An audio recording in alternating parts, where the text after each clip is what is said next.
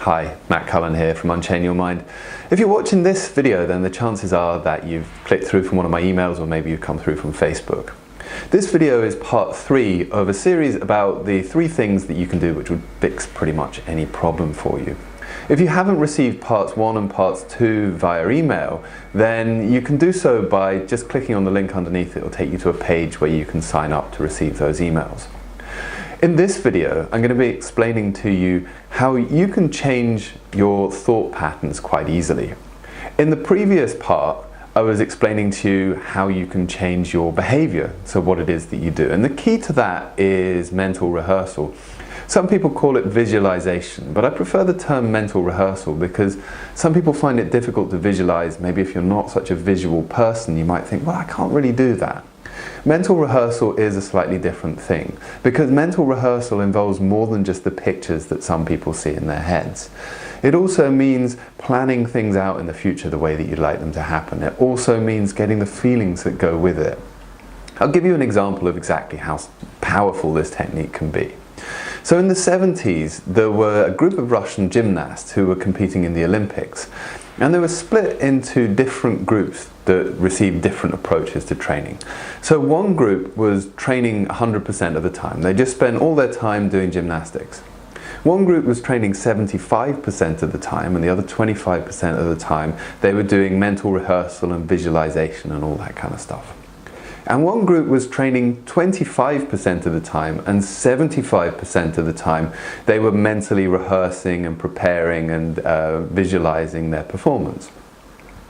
When the groups were tested against each other, they all performed pretty much the same. So there's no real difference between actually getting out there and doing the gymnastics versus spending most of your time imagining and preparing and visualizing how you want it to go. Because this is the secret. Your brain doesn't really know the difference between what you're imagining and what's actually happening for you, because it still needs to create new neurological connections to do it. And they're the same neurological connections that you will be using each and every time you perform that particular task. So if it's gymnastics and you're imagining gymnastics, preparing it, rehearsing it, visualizing it, then when you go out to actually do it, you already have those mental pathways. If you want to change something in your life that's maybe a bit more important or a bit more urgent than being good at gymnastics, maybe that's changing how you approach food, your eating habits, maybe it's changing how you are in social situations if you have social anxiety, you can use exactly the same method. You can simply mentally rehearse the way that you want to behave in those situations. But mental rehearsal goes a little bit further than just behavior and just what you do. It will also change the way that you think about things. Now, a lot of times people get stuck in a particular way of thinking. They end up in this place of negative thinking, and it's really hard to get out of it. Simply because they don't have any options. They're so used to going down that same road and ending up in the negative thinking that to try and think positively is a real challenge. One of the reasons for this is that, for a start, you need to give yourself permission to think in this new way. There are some things that I think everyone's pretty good at imagining. And it's a bit of a generalization, but there is something of a gender split here because we start so young with imagining these things and we're probably told what we should be imagining and playing and all the rest of it.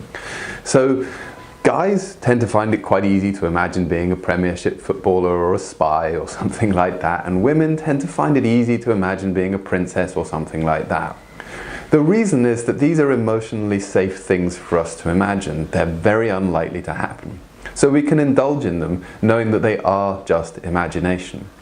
But when it comes to something that's a bit more important to you, like for example, if you have social anxiety and you want to be more outgoing and you want to have more friends, or you want to have a girlfriend or a boyfriend or whatever it is, it can be really difficult to imagine and visualize that situation powerfully enough that you make it happen for you. Because there's a voice in the back of your head that's sort of nagging away at you and saying, but you can't have that because you have this problem, so how could you possibly have that life? So when you start thinking about it, it can make you feel bad and therefore you don't want to think about it. But the truth is that what you imagine and visually rehearse inside is what you're more likely to get outside in the real world. Just like with those gymnasts. They rehearsed for success at the Olympics in their minds, and they had success in the real Olympics. So if you're rehearsing for success with your weight loss goals, or you're rehearsing for success in social situations, you're more likely to get it, because your brain can't tell the difference between what you're imagining and what you're actually experiencing. Now, on the inside, we all have a kind of map of the world, the way that it exists, or the way that it is in reality for us. It's not the real thing, it's not the way that the world actually is, it's just the way that we have it inside, the way that we think that the world is. And we compare it to what we see outside. The problem with that is that it creates a kind of feedback loop. So if you have a set of beliefs inside that say, if you have social anxiety, maybe you have a belief, I make people uncomfortable. When you're with people and you have that belief and you're thinking, I make people uncomfortable, it probably makes you uncomfortable, which makes them uncomfortable. You look at them, see them being uncomfortable, and it reinforces that belief, and it gets stronger and stronger and stronger. If you are mentally rehearsing a situation where you are calm and comfortable and having a good time with people, and they're calm and comfortable and having a good time with you, that also gets added to your map of how the world is for you. And it starts to be something that happens more in the real world because you've practiced it inside. So it becomes real for you in that sense. So the key to this really is about giving yourself permission to have these imagined experiences, giving yourself permission to dream about these things that you want to happen, and dream about them in some detail as well, so that your brain starts to grow these new neurological connections, these new pathways that allow you to behave in a way that's going to help you in the real world, that allow you to think in a way that's going to help you in the real world. And to give you a little bit of help there, I would like to do just a little piece of hypnotherapy, because this is a hypnotherapy practice and I am a hypnotherapist. It's a very large part of what I do. So I'd like to do a little piece of hypnotherapy, excuse me, which, if you've worked with me already, you might recognize. I tend to use it pretty much every time, the first time I meet somebody, because it's just a very nice and gentle introduction to how hypnosis works. Now, one thing I'd say is, if you are driving a car or doing anything that requires your full attention, please don't listen to this now, stop what you're doing and listen to it, or come back to it and listen to it later.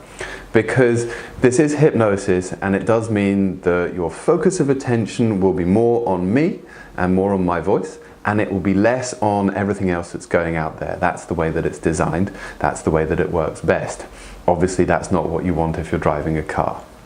What hypnosis really is about learning to relax, because when you relax more, it's much easier to make changes at a deeper level. You're not kind of clinging on to where you are. You can just let go and allow yourself to evolve and grow and change. So that's the purpose of this piece of hypnotherapy. It's not very long, but it is very calming and very powerful as well, to enable you to change what you're doing, how you're thinking, and also how you're feeling. Because it's an interesting thing about relaxation. I can't make you relax. No one can. As you think about that, just allow yourself to choose to relax now. So you listen to my voice and you go a little bit more deeply inside. And notice that there's some background music coming in now. And I want you to know that this music is designed to help you go a little bit more deeply inside, so that you can find out what's really in there. And at some point it might feel appropriate for you to just take a deep breath in and let it out. And notice how letting out a breath like that allows your whole body to relax a little bit more. And as you focus more on your breathing now, take another deep breath in and hold it. And as you breathe out now, let go of all the tension and allow your body to relax. Allow your mind to relax. And at some point very soon, your eyes are going to begin to feel oh so tired and sleepy. And those lids will get so heavy that they'll want to close all on their own. And they won't close until you're ready to go all the way down into a nice, deep, relaxing state of hypnosis now. Deeper and deeper down, with those eyes closing all the way down and staying closed, as you just listen to the sound of my voice, taking you deeper and deeper. And I want you to imagine that you're standing in a lift, an elevator, and you feel calm and comfortable as you do so. It's spacious and feels safe. You look up, you see the number 10 is lit up, indicating that you're on the 10th floor. In a moment, you'll hear me count all the way down, and with each number I say, so you'll feel that lift drop down safely but securely down one tall story of the building all the way down. At the same time, the number goes out, the one beneath it comes on as you go all the way down. So ready? 10, 9, 8, 7, 6, 5, 4, 3, 2, 1. All the way deep down, relaxed now, and as you drift ever deeper, you may find your thoughts turn toward the realization that hypnosis and trance is real. It's a powerful and positive influence in your life already, and you're just now beginning to realize the full benefits. Trance is part of you. It's always been with you, and today you're learning to harness that power with conscious intention. But it's not all serious though, because of course trance feels wonderful too. A profound and wondrous source of total relaxation that's changing your life for the better forever. And just listening to this sends a powerful message to your unconscious. There's some things in your life you'd like to be a little different.